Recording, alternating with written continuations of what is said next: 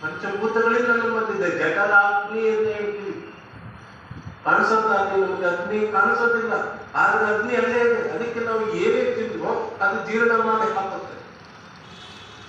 ನೀರಿದೆ, ರಕ್ತ ಮೂಲಕ ದ್ರವ ರೂಪದಲ್ಲಿದೆ, ಏನಿಲ್ಲ ಅಂತ ಹೇಳಲಿಕ್ಕೆ ಸಾಧ್ಯ.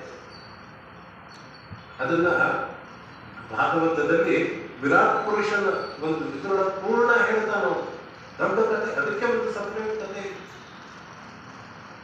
ಏನು ನಾವು ಪೃಥ್ವಿಯೊಳಗೆ ಮರಗಳನ್ನು ನೋಡ್ತಾ ಇದ್ದೀವಿ, ಅದೇ ನಮ್ಮ ರೋಮದ ಮೇಲೆ ಕೂದಲುಗಳಾಗಿ ಬಂದಿದೆಯಲ್ಲ. ಹಾಗಾಗಿ ಹೇಳಿ ನಾವು ಇಲ್ಲಿ ಭೂಮಿಯಿಂದ ಹೊರಗೆಲ್ಲಿದ್ದೀವಿ, ಭೂಮಿನೂ ಅದರೊಳಗೆ ನಾವೆಲ್ಲ ಕಣ ಕಣ ಕಣ ಕಣ ಅಂತ ಆಗಿದ್ದೀವಿ. ಇದೇನು ದೇಹವನ್ನು ನೋಡ್ತಾ ಇದ್ದೀವಿ ನಾವು, ಇದು ಪೂರ್ಣ ಒಂದೇ ಅಲ್ಲ.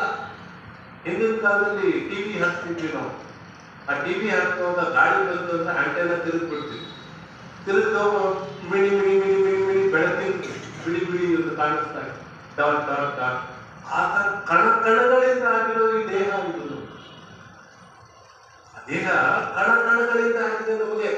ನಾವೆಲ್ಲ ಓದಿರೋದನ್ನ ಅಪ್ಪ ಮಾಡ್ಕೊಳ್ಳಿ. ಹಿಂದೆ ಸಣ್ಣ ಹುಡುಗರಿದ್ದಾಗ ವಿಜ್ಞಾನ ಓದ್ಬೇಕಾದ್ರೆ ಗಾಯ ಆಗ್ತಿತ್ತು, ಗಾಯ ಮತ್ತೆ ಮುಚ್ಕೊಂತಿತ್ತು. ಹೆಂಗೆ ಮುಚ್ಕೊಂತಿತ್ತು? ಅದೇ ಟೀಚರ್ ತೋರ್ಸು, ಕೈ ಮುಚ್ಚಿದ್ರೆ ಎಷ್ಟೊಂದು ಜೀವಕೋಶಗಳು ಬಿದ್ದೋಯ್ತು. ನಾವು ನೀವು ಇರೋದೇ ಹಂಗೆ. ಚಾಕ್ಪೀಸ್ ಬರಿಬೇಕಾದ್ರೆ ಬೋರ್ಡ್ ಮೇಲೆ ಬರೆದ್ರೆ ಅದ್ರದ್ದು ಡಸ್ಟ್ ಬೀಳುತ್ತೆ, ಕಣ ಕಣ ಕಣ. ಆ ತರ ಅದೆಲ್ಲ ಸೇರ್ಕೊಂಡಿದ್ದಾಗಿರೋದು. ಇದೆಲ್ಲ ಎಲ್ಲಿಂದ ಆಗಿದೆ? ಮನೆ ಕಟ್ಟಬೇಕಾದ್ರೆ ಸಿಮೆಂಟು ಕಬ್ಣ ಎಲ್ಲ ಹಾಕಿ, ಮರಳು ಎಲ್ಲ ಹಾಕಿ ಕಟ್ತೀವಿ. ಅದು ಕಟ್ಟಿ ಇದೆ ಕಾಣುತ್ತೆ. ಹಂಗೆ ಈ ದೇಹವೂ ಸಹ ಈ ಪಂಚಭೂತಗಳಿಂದ ಈ ಮಹಾಭೂತಗಳ ಸೂಕ್ಷ್ಮ ರೂಪದಿಂದ ಅಂತಃಕರಣ ಸೃಷ್ಟಿಯಾಗಿದೆ.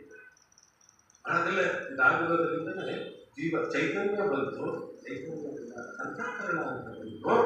ಇದನ್ನ ವೇದಾಂತದಲ್ಲಿ ಏನ್ ಹೇಳ್ತಾರಪ್ಪ ಅಂದ್ರೆ, ನಮ್ಮ ಆಡು ಭಾಷೆಯಲ್ಲಿ ಹೇಳೋದಿಲ್ಲ. ಕಣ್ಣಿಗೆ ಕಾಣುವ ಶರೀರವನ್ನು ಸ್ಥೂಲ ಶರೀರ. ಹೀಗೆ ಕಾಣಿಸ್ತಾ ಇರಲ್ಲ, ಇದು ಸ್ಥೂಲ ನಮ್ಗೆ ಕಾಣಿಸ್ತಾ ಇದೆ.